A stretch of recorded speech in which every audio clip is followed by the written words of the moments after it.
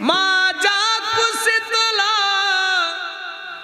असून तू बाळ, माझ्या जीवाचा बनला तू काळ।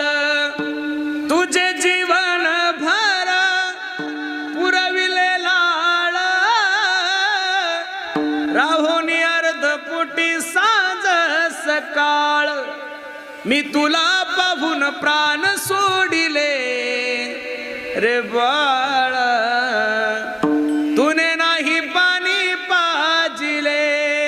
जिवंतपणी कधी पुसले नाही,